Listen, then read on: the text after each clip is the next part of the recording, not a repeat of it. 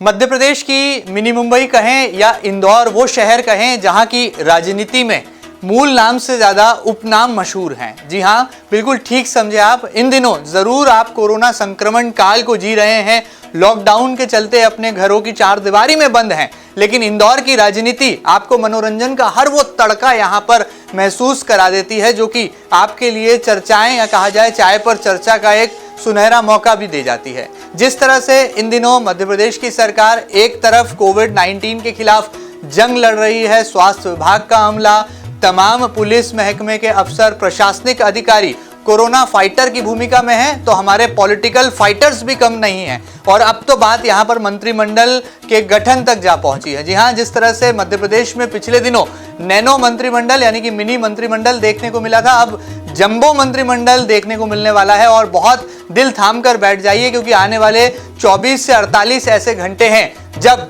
तमाम नामों को लेकर माथापच्ची चलने वाली है। कहा जा रहा है कि भोपाल की ये खटखट इंदौर में किसी बड़ी आहट का यहाँ पर एहसास भी करा रही है। और बड़ी बात यह है कि 3 ऐसे नाम यहाँ पर निकल कर आ रहे हैं जो कि लगातार चर्चाओं का विषय बन रहे हैं। राजवाड़ा से लेकर ये तमाम नाम जो हैं अब जनता की जुबान पर भी हैं और अपने घरों में कैद तमाम बीजेपी के कार्यकर्ताओं के सिर माथे पर भी जो है मंडरा रहे हैं। बिल्कुल ठीक समझे आप। हम 3 नामों का यहाँ पर ऐलान कर दें तो इनमें वो नाम शामिल है दादा का, और अगला नाम शामिल है दीदी का, तो तीसरा नाम शामिल है बाबा का।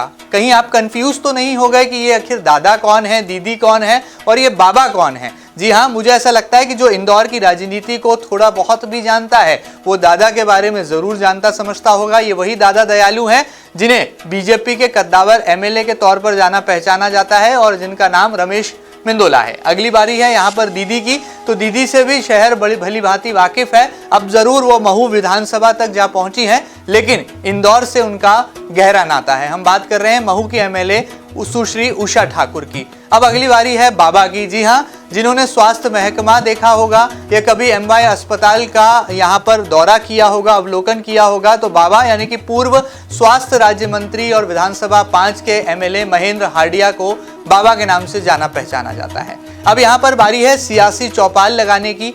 क्या वाकई में दीदी, दादा और बाबा में से कोई मंत्री बनने वाला है? क्योंकि इसके पहले पहलवान तो मंत्री बन चुके हैं जो कि कांग्रेस का जो है सर्कल छोड़कर अब बीजेपी के सर्कल में कूद गए हैं। पहलवान तो पहले से मंत्री हैं, लेकिन उन्हें टक्कर देने के लिए, राजनीतिक तालमेल बैठाने के लिए क्या दादा सामने आएंगे या मैदान में दीदी को उतरना पड़ेगा या फिर बाबा की यहाँ पर लॉटरी निकलने वाली है? तमाम जानकारियों को लेते हैं और इस सियासी चौपाल को सजाते हैं एमपी न्यूज के रिपोर्टर राहुल पटेल के साथ। राहुल, बताइए, क्या इंदौर में सियासी चौपाल लगी है? एक तरफ जनता अपने घरों में कैद है, बंद है, लॉकडाउन का पालन कर रही है, तो दूसरी तरफ इंदौर की राजनीति उन्हें चटकारे लेकर चाय पे चर्चा का ये सुनहरा मौका भी दे रही है। देखिए महेंद्र जी, बिल्कुल आपने सही कहा कि जब राजनीति की बात होती है तो मुझे लगता है कि मध्य प्रदेश में इंदौर की बात ना हो, ऐसा कभी नहीं हो सकता। इंदौर जहां के रग रग में राजनीति है, यहाँ की आप चाय की छोटी सी चौपाटी से लेकर आप पान की दुकान तक चले जाइए, मुझे लगता है हर कोई आपको व्यक्ति ऐसा नजर आएगा कि इसे राजनीति का बड़ा ज्ञान है, या यूं कहें कि राजनीतिक जो पंडित हैं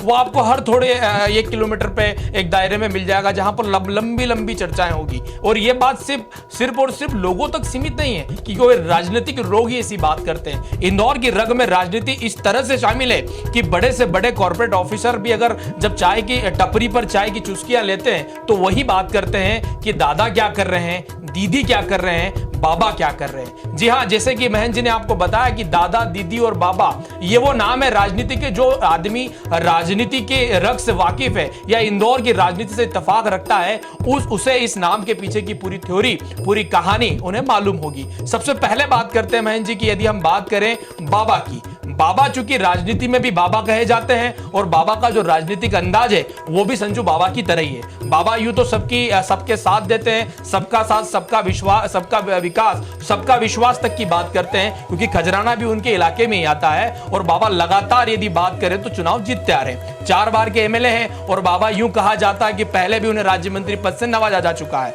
ऐसे में बाबा की यूं कहे कि दावेदारी प्रबल मानी जा रही है। लेकिन यह राह इतनी भी आसान नहीं है, चूंकि राजनीति के बाबा तो हैं, लेकिन बाबा की राह में दादा यूं कहे कि सामने खड़े हैं। दादा की बात करें तो राजनीति में, इंदौर की राजनीति को जो जानता है, जो देख रहा है, उन्हें मालूम है कि दादा दयालु इंदौर की राजनीति में कितना कद रखते हैं। जी हाँ, यही वो दादा दयालु हैं जिनके नाम पर 95,000 यानी मध्य प्रदेश में सबसे ज्यादा वोट से जीतने का रिकॉर्ड भी नाम पर है। जी हाँ, दादा दयालु वही है जिनके इलाके में लगातार भंडारे होते रहते हैं। जहां भंडारा की बात आए और दादा दयालु का नाम ना आए, ऐसा कभी हो नहीं सकता। तो ऐसे में दादा की दावेदारी भी प्रबल नजर आ रही है। और महेंद्र जी, यदि बात करें राजनीतिक उनके करियर की, तो 2008 के बाद से लगातार इंदौर के क्षेत्र क्रमांक 2 से वो विधायक है। ऐसे में 3 बार का अनुभव, उम्र जो कि 60 साल है, लंबा राजनीतिक अनुभव, ऐसे में दादा की दावेदारी भी प्रबल में नजर आ रही है। बात करते दीदी की, तो दीदी वो राजनीतिक नाम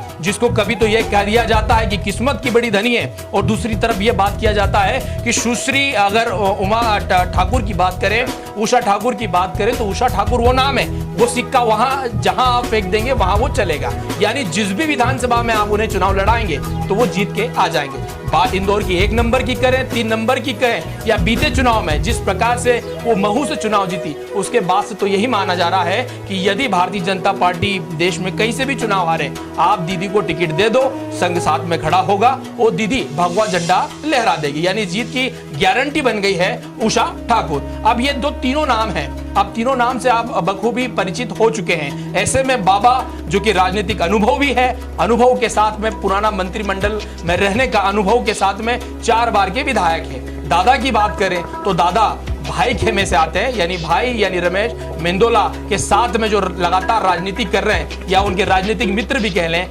कैलाश विजयवर्गीय। कैलाश विजयवर्गीय खेमे आने से उनकी दावेदारी भी प्रबल मानी जा रही है। और दीदी की यदि बात करें, चूंकि दीदी वैसे तो किसी गुट से सीधा सीधा कोई संपर्क नहीं रखती, लेकिन जिस संघ पृष्ठभूमि से वो आती है, हिंदुत्व नेत्री होकर अपना काम करती है, मुझे लगता है कि जब ये पेच फंसेगा तो निश्चित तौर पर दीदी को इसमें फायदा होगा। फिलहाल महेंद्र जी, जो रिपोर्ट आ रही है, वैसे तो आपने सही कहा कि चौक चौपाल जरूर बंद है, कोविड-19 के लिए लगातार लोग फाइट कर रहे हैं, लेकिन ये जो चुनावी चौपाल है व्हाट्सएप पर आपको सजी हुई नजर आएगी। सोशल मीडिया पर तमाम जो प्लेटफॉर्म्स हैं, फेसबुक हो, चाहे व्हाट्सएप हो, इंस्टाग्राम हो, तमाम जगह इस तरह की यूं कहें कि चौपालें सज गई है। तमाम लोग जो है अपने अपने दावेदारों की, चाहे बात करें दीदी की, चाहे बात करें बाबा की या दादा की, वो लगातार अपने दादा, बाबा और दीदी को मंत्री बनाने के लिए लगातार जी तोड़ कमेंट्स कर रहे हैं। चलिए, कौन बनेगा मंत्री?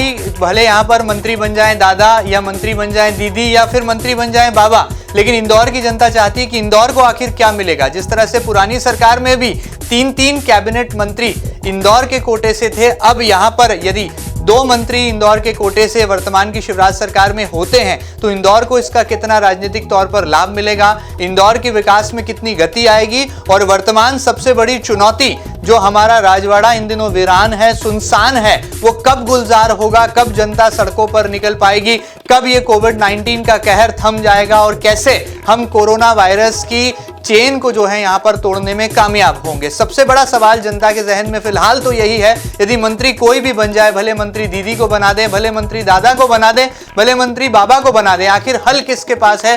कोरोना वायरस के खिलाफ ये जंग आखिर कब खत्म होगी, इसका सबको बेसब्री से इंतजार है। लेकिन फिलहाल इंदौर की राजनीति उन्हें थोड़ा हल्का जरूर यहाँ पर महसूस कराती है। चाय की चुस्कियों के साथ सियासत की बातें जो है थोड़ा ही सही, लेकिन दिल बहला जाती है, और आने वाले कल में हमें मनोरंजन का एक बार फिर नया शगुफा छोड़कर चली जाती है। फिलहाल इंतजार करना होगा मंत्रिमंडल विस्तार का, क्योंकि टीम शिवराज का ऐलान कुछ ही घंटों में होने वाला है, और इंदौर में आखिर किसकी लॉटरी लगने वाली है, ये तस्वीर भी साफ हो जाएगी। बहरहाल आप इंतजार कीजिए, और तब तक संपर्क बनाए रखिए दीदी से, दादा से और बाबा से, क्योंकि मंत्री तो इन तीनों में से ही किन्हीं एक को बनना है। देखना बहुत लाजमी होगा कि कैसे मध्य प्रदेश की सरकार में किसे कौन सा मंत्रालय मिलता है, और किस तरह से वो आने वाले कल में अपनी जिम्मेदारी का निर्वहन जनता की सेवा की भावना के साथ कर पाता है। एमपी न्यूज़ की इस स्पेशल रिपोर्ट में फिलहाल इतना ही।